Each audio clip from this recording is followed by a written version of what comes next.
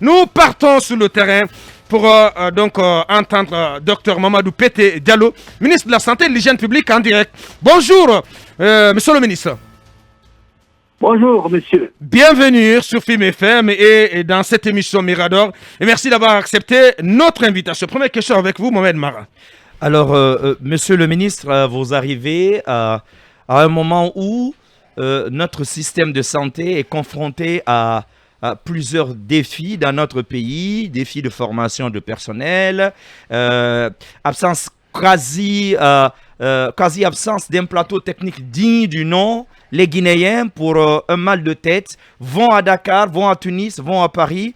Dites-nous quel est l'état des lieux que vous avez fait à votre arrivée de ce secteur névralgique de notre vie nationale. Je vous remercie et remercie vos auditeurs de m'offrir l'opportunité de m'adresser à vous sur cette question. Eh bien, l'état des lieux exhaustif du système de santé est difficile à faire dans le contexte d'un gouvernement qui est en place juste il y a 2 mois. Mais à travers des consultations et des concertations avec les principaux acteurs du secteur que sont l'Ordre national des médecins, les syndicats, les ordres des sages-femmes et des infirmiers, l'Ordre national des pharmaciens, le syndicat des pharmaciens et aussi les usagers, nous avons fait le tour de la question sur qu'est-ce qui fait mal à notre système de santé et quels sont les remèdes que l'on pourrait appliquer pour lui permettre de répondre aux besoins des citoyens guinéens. Je voudrais rappeler ici que la feuille de route que le président de la transition, le colonel Doumbouya, a donnée au gouvernement, en particulier dans le domaine de la santé, était axée principalement sur un effort de restauration de la confiance entre la population guinéenne et le système de santé. Oui. Ce faisant, nous avons essayé, dans la mesure du possible, de comprendre quels sont les mots, et vous l'avez bien dit, nous avons des problèmes sur la prise en charge des urgences médicales, médico-chirurgicales et obstétricales, sur la composition du plateau technique, sur l'utilisation judicieuse de notre personnel, mais aussi sur l'approvisionnement de notre système de santé. Ce sont les 3 défis auxquels nous essayons de nous attaquer. Alors, parlant donc de cette confiance, justement, du Guinéen, du citoyen lambda ou à son système de santé, monsieur le ministre, vous conviendrez avec nous que tout part d'abord de l'accueil quand on arrive dans un hôpital, jusqu'au diagnostic et avant même de parler des soins. Mais à ce jour, est-ce que vous pensez que qui parle d'abord accueil parle des infrastructures? Quel est l'état des lieux, au moins que vous observez, surtout quelles sont les priorités dans l'immédiat en termes d'infrastructures? L'hôpital national donc n'est toujours pas rendu. On a l'impression que pratiquement les hôpitaux, quand on les voit, c'est quand même des bâtisses assez tristes. Ouais, qui manquent de tout, hein, on peut dire ainsi. Eh bien, vous avez parlé de l'hôpital national d'Onka. Si vous avez suivi avec nous la présentation de la feuille de route du gouvernement par son Excellence, Monsieur le Premier ministre, chef du gouvernement, à son Excellence le colonel Mamadi Doumbouya, président de la transition, il a été spécifiquement mentionné dans cette feuille de route que le gouvernement de transition prend toutes les dispositions afin que l'hôpital d'Onka puisse ouvrir dans le premier trimestre de l'année 2022. Oui. Ouverture qui se fera de façon graduelle en tenant compte un peu des différents services qui ont été achevés au plan du génie civil, mais aussi au plan de l'équipement, et ouverture qui permettra d'offrir graduellement des services de qualité à notre population en essayant de transformer l'hôpital d'Onka en une structure hospitalo-universitaire du XXIe siècle. C'est un hôpital qui a reçu des dizaines de millions de dollars d'investissement de la part de l'État guinéen et de nos partenaires et qui a été rénové et auquel on a donné des équipements du XXIe siècle en ce qui concerne l'imagerie médicale et les plateaux techniques opératoires. Un tel investissement ne peut pas rester sous-utilisé ou non utilisé. Il est du devoir du gouvernement de transition, et ce sont les instructions que nous avons reçues du président de la transition, d'ouvrir cet hôpital et d'offrir ces services à nos concitoyens. Vous avez aussi parlé de la problématique des évacuations. Eh bien, nous ne pensons pas que la Guinée peut continuer à dépenser des ressources pour évacuer nos compatriotes vers les pays voisins ou peut-être même plus loin dans le pourtour méditerranéen pour recevoir des soins. Oui. Si l'hôpital d'Onka est ouvert, je pense qu'il peut offrir ses services, mais nous allons ouvrir l'hôpital d'Onka sous un nouveau système de gestion qu'on appelle un système de concession. C'est-à-dire un concessionnaire privé viendra et travaillera avec le personnel médical guinéen, hospitalo-universitaire, pour gérer l'hôpital comme une institution moderne afin qu'on ait des urgences capables d'offrir des services et qu'on ait un circuit du malade qui est digne d'un hôpital du XXIe siècle. Ça, c'est une excellente nouvelle, monsieur le ministre, mais moi, j'aimerais terminer sur ces 2 points. Qui dit meilleurs soins de santé, dit forcément surenchérissement des coûts. Dans un pays où l'une des premières actions du CNRD avait consisté justement à supprimer l'INAMO, dites-nous, puisque l'État ne va pas continuer à envoyer ses travailleurs à l'étranger, qu'est-ce qui va être fait justement pour aider, si vous voulez, les travailleurs ou la population dans un pays où le SMIC est extrêmement bas? Ça, c'est le premier niveau de ma question. La seconde question, nous avons été étonnés de voir que lors de la rénovation de l'hôpital national d'Onka, que le service, par exemple, que l'INSEE n'ait pas été touché, cet Institut national de santé infantile. Oh, si vous avez visité les lieux, j'imagine que vous avez dû peut-être vous avez dû être ému là où on soigne nos tout petits. Le centre donc d'hémodialyse également en fait partie. Donc les services spécialisés comme ça, bizarrement, ont été ignorés dans cette rénovation. Ouais. Qu'est-ce qui est prévu? Donc c'est ma deuxième question. Dans un passé très très proche, pour la rénovation ou la délocalisation carrément de l'INSEE. Bien, et du centre d'hémodialyse. Eh bien, deux réponses à votre question qui étaient en 2 étapes. La première concernant un peu le coût des soins. Eh bien, on dit souvent que la santé n'a pas de prix, mais elle a un coût. Tout acte de santé a un coût, et ce soit la collectivité, l'État ou bien les usagers qui payent ce coût.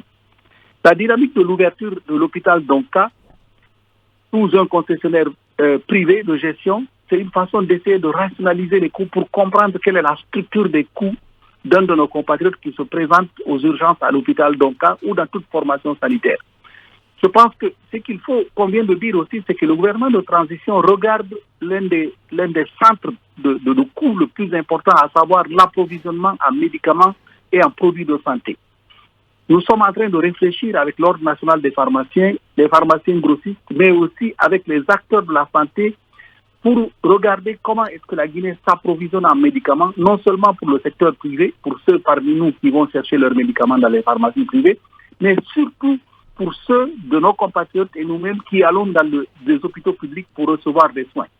L'approvisionnement des hôpitaux en médicaments qui passe par la pharmacie centrale de Guinée est la clé de voûte de notre système de contrôle des coûts. Vous avez aussi parlé de la dynamique des évacuations.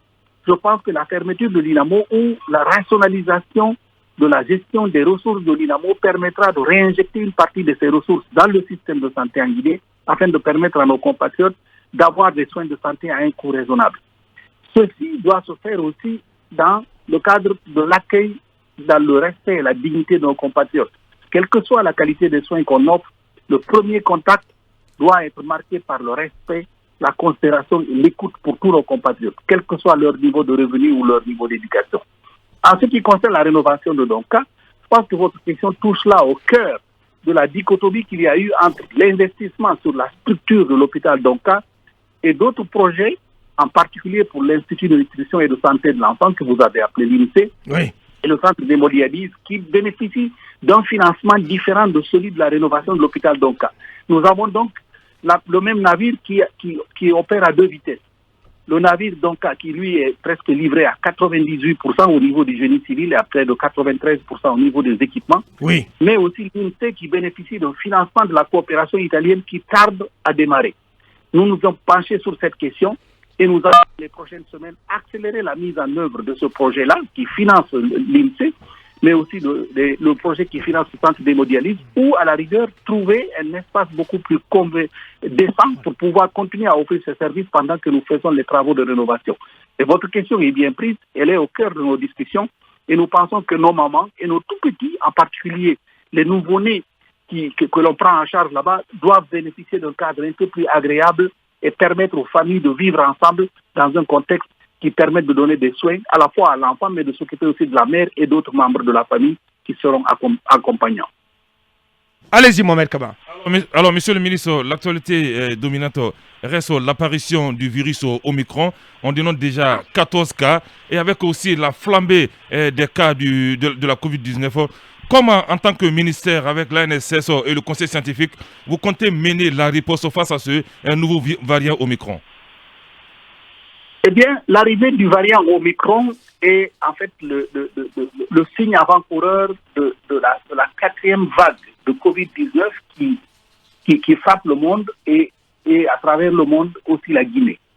Ce que nous avons fait, et vous l'avez probablement vu à travers les médias, le lancement officiel de notre campagne d'accélération de la vaccination a bénéficié de la présence effective de son Excellence, le président de la transition, chef de l'État, le colonel Mamadi Doumbouya, du Premier ministre, M. Mohamed Beabougui, qui sont venus nous apporter leur soutien et leurs encouragements au moment du lancement officiel de cette campagne à Koya. Alors, qu'est-ce que cela veut dire? Cela veut dire que l'exemple vient d'en haut, que le chef de l'État et le chef du gouvernement considèrent que se vacciner contre la Covid est notre meilleure arme pour lutter contre cette maladie. Au moment où je vous parle, depuis le lancement de cette campagne, nous avons près de 6 000 agents de tous les niveaux qui sont à l'intérieur du pays, dans tous les endroits, en train d'offrir la vaccination à tous nos compatriotes sur leur lieu de vie, sur leur lieu de travail, à côté du marché, du centre de santé, et partout où nos compatriotes vivent et travaillent. Oui. L'objectif, c'est d'offrir cette vaccination pour couvrir le maximum de personnes, parce que, il faut que je le dise ici, la vaccination peut ne pas empêcher de contracter le virus, mais la vaccination est l'arme qui permet, même quand on est en contact avec le virus, de ne pas développer une maladie grave. Donc, de ne pas être en danger sa vie et la vie de son voisin ou de sa famille. Il est important que nos compatriotes le sachent. Mais plus loin aussi, chers messieurs, nous sommes en train de vivre cette vague parce que simplement nous avons baissé la garde. Nous avons oublié que le masque, le lavage des mains, la distanciation, toutes ces mesures qui semblent simples et quelquefois banales et qu'on traite comme de la routine, ont été nos premières armes et demeurent encore des armes très efficaces pour limiter la propagation du virus. Alors j'utilise votre antenne pour en appeler à nos compatriotes en leur disant Oui. Nous sommes en train d'avancer, mais le combat n'est pas gagné. Vaccinez-vous, portez vos masques, donnez-vous la possibilité de vous protéger, de protéger ceux et celles qui vous sont chers et de protéger vos voisins. C'est ensemble que nous allons gagner ce combat. Et chacun de nous doit se considérer comme un soldat qui occupe une partie du front. Et ce que nous faisons individuellement impacte la collectivité et chacun de nous doit en être responsable. Mais sauf que, monsieur le ministre... Les chiffres donnent du vertige aujourd'hui, monsieur le ministre. Du vertige de 229 cas avant-hier, nous en étions à 410 cas hier, ce qui est quand même une situation alarmante. Alarmante, et puis le gel des comptes de l'ANSS. Les CTP aujourd'hui, monsieur le ministre, tirent le diable par la queue. Qu'est-ce qu'il faut faire pour mener encore, je reviens sur la question, ce combat?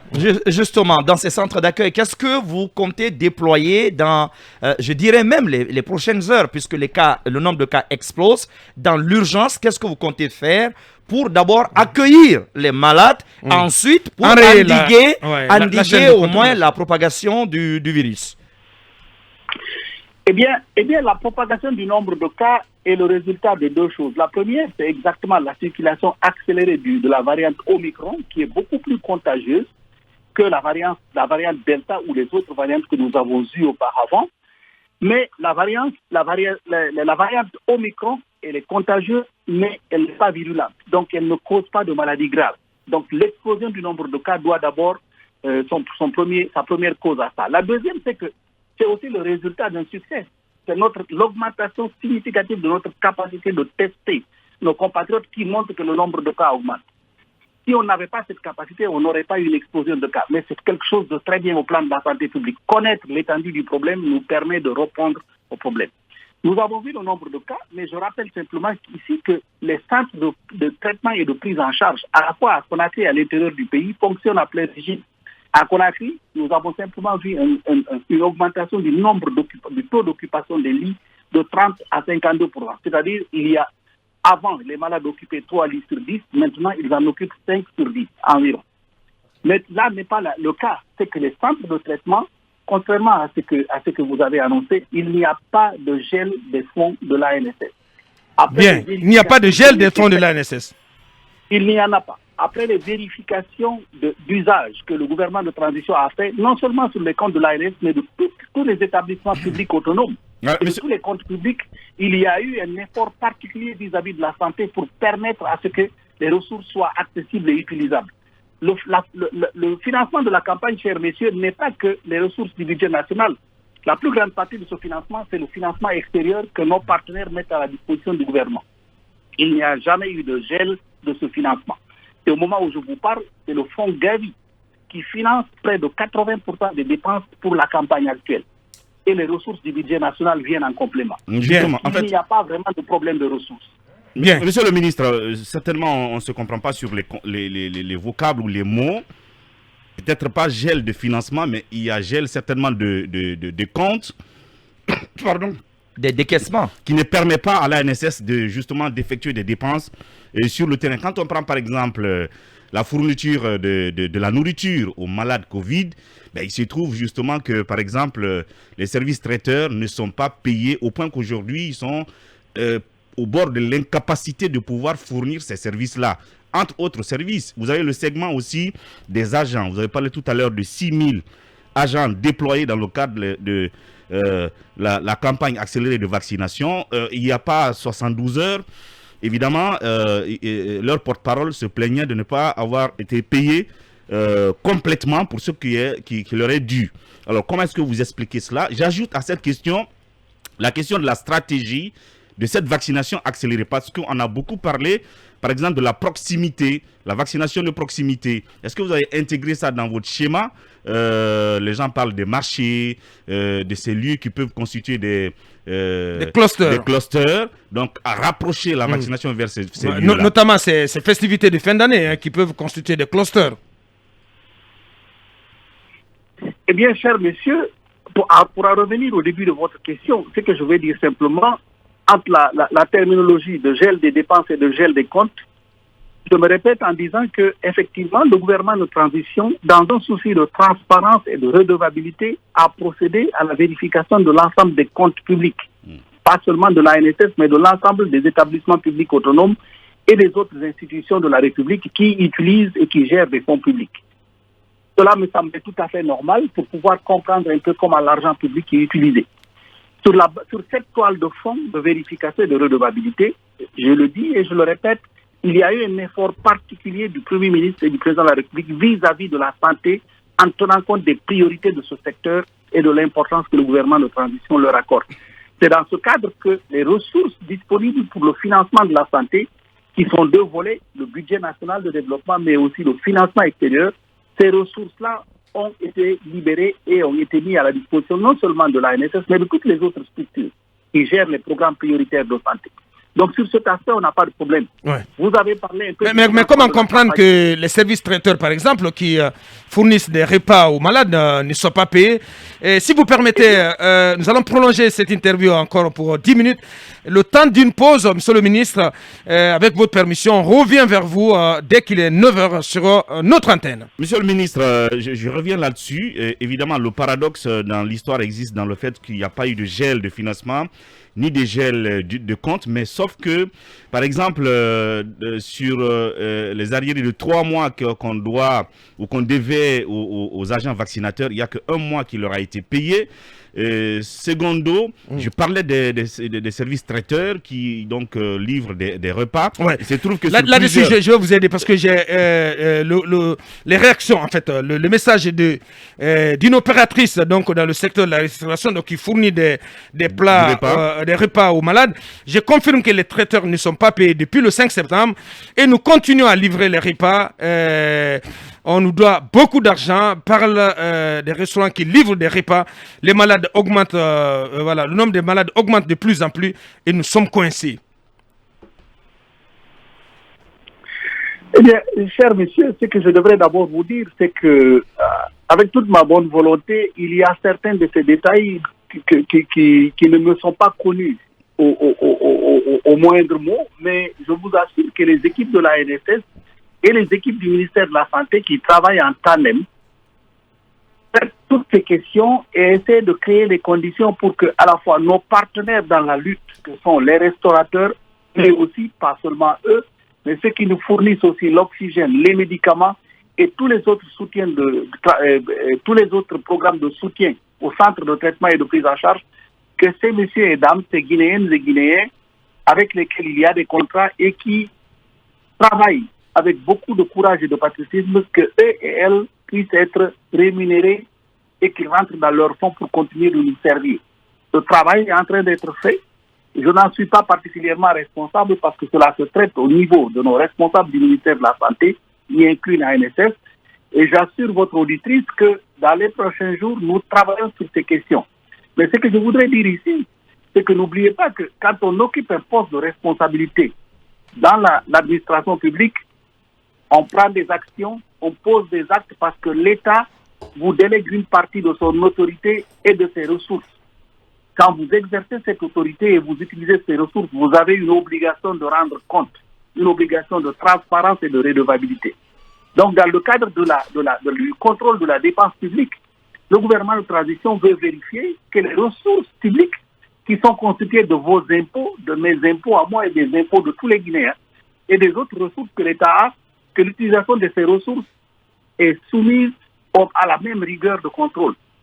Nonobstant cette question, je vous répète ici qu'effectivement, des mesures sont prises pour pouvoir créer les conditions pour que tous nos partenaires dans la lutte contre le Covid reçoivent les paiements et continuent de nous servir. Très bien. Je vous le garantis. Bien. Vous avez une question aussi sur... Oui, je parlais de la stratégie arrimée à la campagne de vaccination accélérée qui vous permettrait de, si vous voulez, d'épuiser le stock de vaccins qui, selon ce que nous apprenons, arriverait à expiration en janvier, si c'est vrai. Notamment 2 millions de doses de Pfizer. Voilà, si vous confirmez, bien entendu. Alors, quelle stratégie vous avez concrètement pour pouvoir utiliser tout ce stock-là sur le terrain?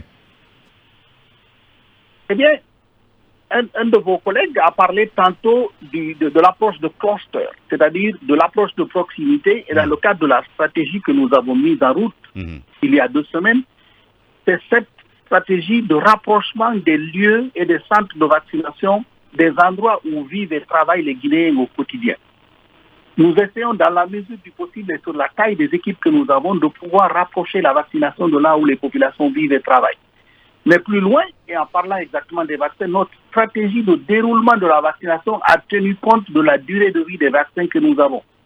Donc les vaccins dont vous parlez sont les premiers à avoir été sortis et livrés.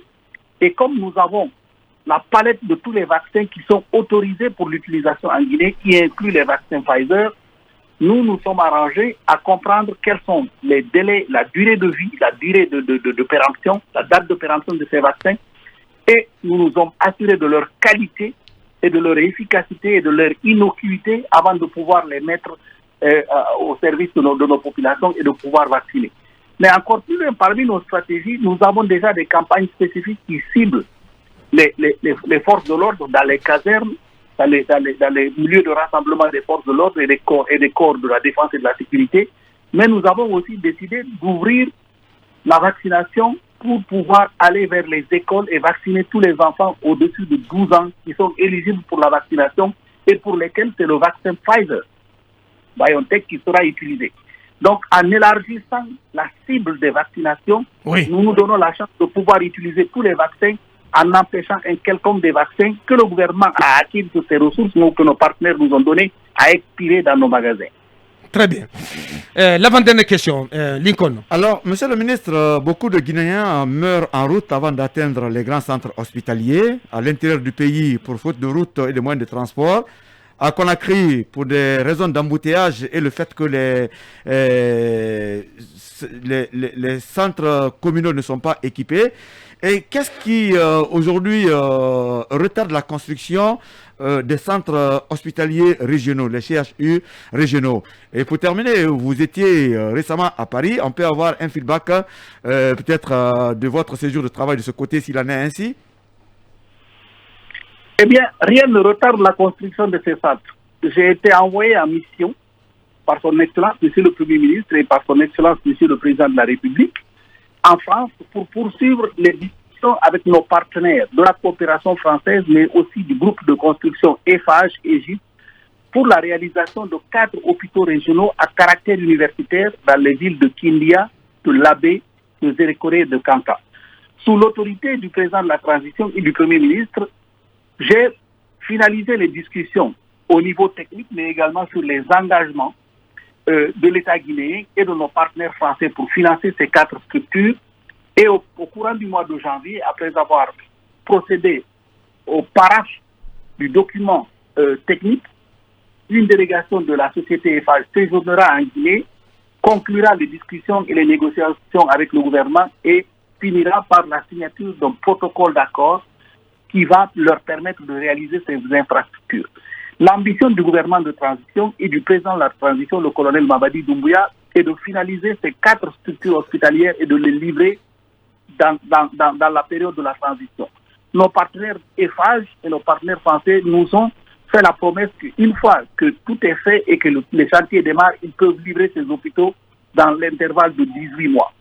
Ces hôpitaux seront des hôpitaux à caractère universitaire, c'est-à-dire que tout le plateau technique que vous aurez dans un hôpital universitaire à Conakry, à savoir les scanners, l'imagerie médicale, la radio analogique, la radio numérique, et tout ce que vous aurez ici vont être disponibles dans ces centres-là.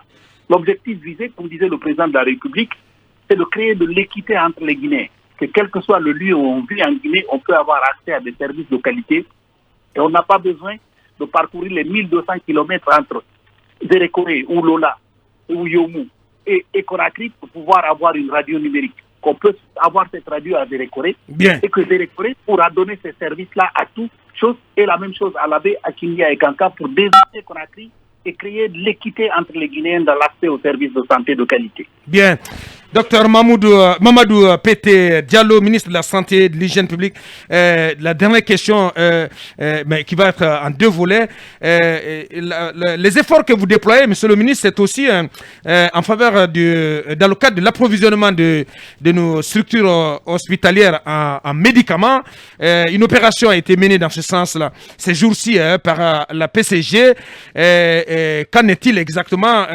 Quel est le volume de médicaments qui a été acheminé vers les hôpitaux à l'intérieur du pays et quel est le programme précis qui supporte cette opération? Et puis un mot quand même sur le centre d'hémodialyse. Mohamed Mara, vous posez la question. Allez-y Mohamed Kaba. Oui, monsieur le ministre, en Guinée, un seul centre d'hémodialyse pour plus de 500 cas. Quelle sera la solution immédiate que vous allez préconiser pour nous offrir d'autres centres d'hémodialyse pour soulager ces personnes, les hémodialysés. Et l'autre point, monsieur le ministre, qu'en est-il de la floraison des cliniques clandestines? Elles fleurissent partout en République de Guinée. Bien. Les médicaments, le centre d'hémodialyse et les cliniques privées. Très bien, cher monsieur. Vous me permettez de mettre de l'ordre dans mes idées avant de répondre, en résumant simplement la question. Eh bien, les médicaments, ce qu'il y a eu lieu il y a quelques jours à la pharmacie centrale de Guinée, qui, je le rappelle, est la structure publique d'approvisionnement en médicaments et produits de santé pour les hôpitaux et les centres de santé en Guinée, c'est la mise en route d'un lot de médicaments acquis par le gouvernement de transition sous un financement et un partenariat avec la Banque mondiale dans le cadre de ce que nous on appelle le projet de renforcement des services et capacités sanitaires.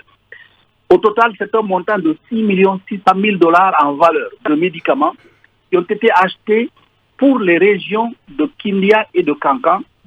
Et ces médicaments visent à approvisionner toutes les formations sanitaires. 8 hôpitaux préfectoraux, 2 hôpitaux régionaux, 125 centres de santé, 2 centres de santé améliorés et un centre médico-communal.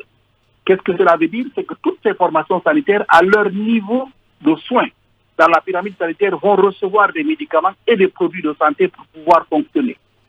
L'ambition visée est double. La première, c'est de permettre à ces structures, en utilisant un système de recouvrement des coûts, de se créer une base financière pour pouvoir se réapprovisionner dans le cas de ce qu'on appelle en anglais le revolving door, c'est-à-dire avoir des ressources pour se réapprovisionner régulièrement auprès de la PCG.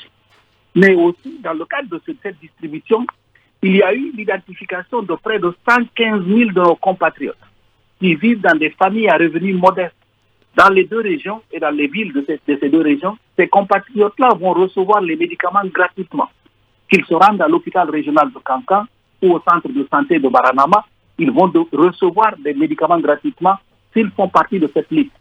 C'est notre première tentative de pouvoir créer ce qu'on appelle le registre social, afin d'apporter les services de santé à nos compatriotes qui ont les revenus les plus faibles, afin qu'eux aussi puissent être traités comme des Guinéens dans l'accès aux soins de santé. En ce qui concerne le centre d'hémodialyse, oui, vous l'avez dit, monsieur, nous avons compris effectivement que le centre que nous avons à Donka, qui par ailleurs, et je le dis sur votre antenne, fait un travail remarquable dans des conditions difficiles, ce centre-là, nous avons été en discussion avec eux et nous avons pris 2 actions. La première, c'est de renouveler les contrats d'approvisionnement en intrants pour que le centre continue de fonctionner. Mais nous sommes au moment où je vous parle à la recherche d'une deuxième infrastructure physique où nous allons délocaliser et ouvrir un centre secondaire d'hémodialyse afin de diminuer la pression sur Donka et de nous permettre d'avoir un centre de décalement qui nous permettra dans les prochains mois, une fois que les ressources sont en place, de rénover le centre d'hémodialyse de Donka et de le remettre à niveau comme le reste de l'hôpital. Mais en attendant, nous allons ouvrir un deuxième centre secondaire pour permettre de désengorger Donka et de faire face à ces cas. Nos compatriotes qui ont besoin d'hémodialyse sont dans des situations extrêmement difficiles, nous en sommes conscients, mais nous voulons simplement traiter leur cas avec empathie, avec respect, mais aussi avec les ressources que l'État met à notre disposition pour les aider. Bien, les cliniques privées. Et puis, pour terminer, les couveuses. Oui, monsieur le ministre, après les cliniques privées, moi j'ai une dernière question pour vous. Savez-vous le nombre de couveuses fonctionnelles actuellement dans nos structures de santé publique en Guinée?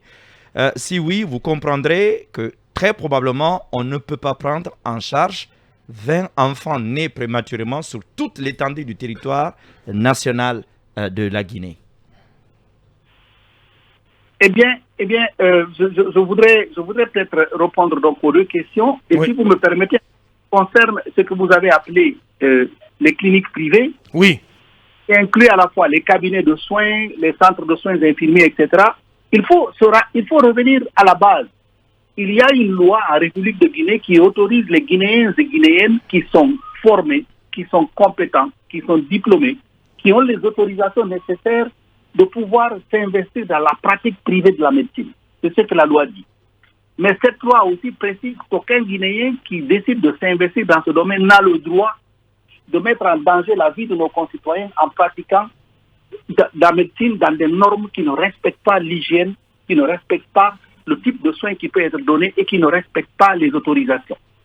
Sur cette toile de fond, ce que le ministère de la Santé essaie de faire, en concertation avec le Conseil national de l'ordre des médecins, de l'ordre des sages-femmes et des infirmiers, c'est de faire un état des lieux exhaustif de ce que nous appelons cliniques privées en Guinée.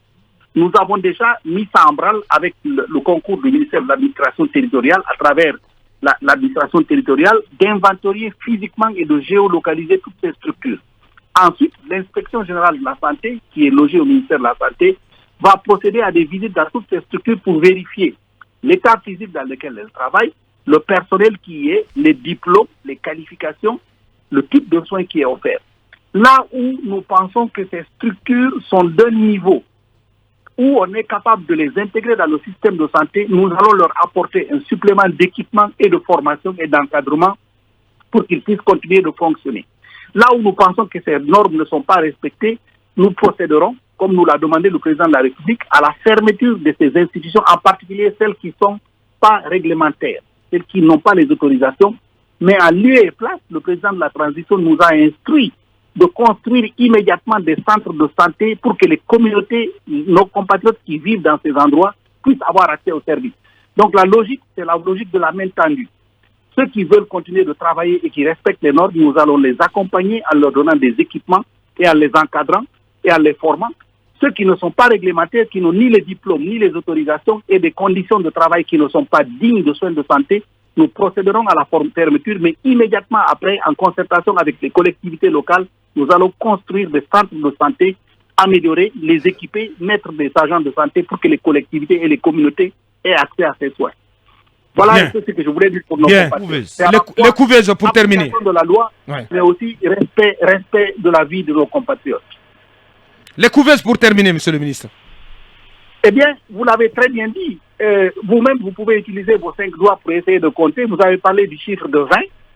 Même si cela s'avérait vrai, ce que je dois vérifier avec mes services compétents, cela est nettement en deçà de ce dont on a besoin pour pouvoir prendre en charge nos nouveau-nés qui sont nés prématurés et qui ont besoin de ce truc.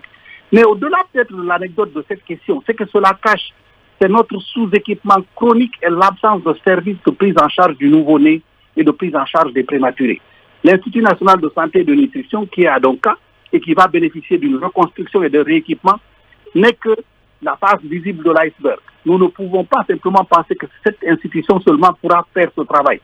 Dans le cadre de l'ouverture de Donka, nous allons voir aussi qu'est-ce que la maternité de Donka qui a été rénovée, qu'est-ce qu'elle peut offrir. Mais la problématique du nouveau-né, elle doit aller au-delà de Conakry. Conakry est juste une région parmi les 8 que nous avons. Et la plupart de nos compatriotes ne vivent pas ici. Tout à fait. Donc, dans le cadre des nouveaux hôpitaux régionaux, il faut créer ces capacités-là pour que nos mamans qui vivent là-bas puissent aussi mettre leurs enfants dans des conditions acceptables afin d'assurer leur survie. Très bien dit. Très bien dit. Merci à vous, Dr Mamadou Pété Diallo, ministre de la Santé publique et de l'Hygiène. Peut-être avant de laisser partir, vous avez un message pour le ministre? Monsieur, juste pour attirer votre attention, ce n'est pas une question. Si vous pouviez bien peut-être faire une visite au CTE de Gbessia. CTEPI de Gbessia. Il y a des patients qui nous envoient des alertes comme quoi c'est complètement rempli. Il y en a qui sont dans des salles humides, dans des situations très très compliquées. Et on nous dit même que certains dorment à même le sol. Donc, il semble que c'est la saturation du côté du CTEPI de Gbessia. Et pratiquement la salle est humide, elle n'est pas du tout nettoyée. Donc je crois que vous devriez y faire une visite. Bien. En tout cas, c'était juste une alerte, monsieur le ministre. Elle est très bien notée et je remercie votre confrère d'avoir pris le temps de nous alerter sur ça. Nos équipes sont sur le terrain et je suis sûr qu'elles nous écoutent. Eh bien, nous allons nous mettre en branle pour vérifier ça. Et je précise que nos compatriotes qui sont dans ce centre doivent être traités avec la dignité et le respect qu'ils méritent et recevoir les soins à la limite des ressources que nous mettons à disposition pour faire ce travail. Très bien dit. S'il se trouve que le centre est débordé, nous allons prendre des dispositions pour délocaliser certains des patients vers d'autres centres où ils pourront être pris en charge. Alors mon message à tous nos compatriotes qui nous suivent, c'est d'abord leur souhaiter à tous et à toutes mes meilleurs vœux de bonne année 2022 et puis de leur dire que peut-être l'année 2022, ce sera l'année de la refondation de notre système de santé. Et la base de ce travail, c'est simplement créer un système de santé qui traite nos compatriotes avec un peu plus de respect, de dignité, d'écoute et de compassion. Quels que soient les services qu'on peut donner, c'est d'abord traiter nos compatriotes avec le respect qui leur est dû et leur assurer que quand ils sont malades, ils ont déjà un problème, ils ont des soucis. Quand ils viennent à l'hôpital, c'est pour qu'on soit à l'écoute, qu'on les respecte, qu'on leur donne le peu de soins qu'on peut leur donner, mais tout ceci dans le respect de leur dignité et de l'intégrité physique de ceux et celles parmi eux qui viennent en contact avec le système de santé. Bravo, franchement. Peut-être, est-ce que vous allez nous dire qu'il y aura les états généraux de la santé, parce que vous parlez de refondation?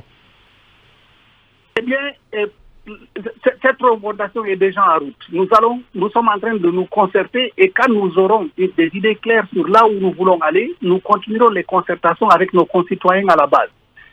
Quand vous parlez d'états généraux, vous parlez d'un rassemblement de professionnels peut-être à Conakry ou ailleurs, mais nous voulons que la refondation se base sur des concertations avec nos compatriotes, les usagers. Qu'est-ce qu'ils attendent du système? Quel est leur rêve? Comment est-ce qu'ils pensent qu'ils pourront être traités? Nous ne pourrons peut-être pas probablement réaliser tout ça, mais au moins en les écoutant, on peut refaire un système qui est plus à l'écoute et qui répond à leurs propres besoins. Bien. Grand merci à vous. Je rappelle, Dr Mamadou Pété Diallo, ministre de la Santé et de l'Hygiène publique. Ce fut un grand plaisir et un honneur de vous avoir sur cette antenne. Et merci pour toutes ces brillantes explications. Grand merci à vous. L'émission continue.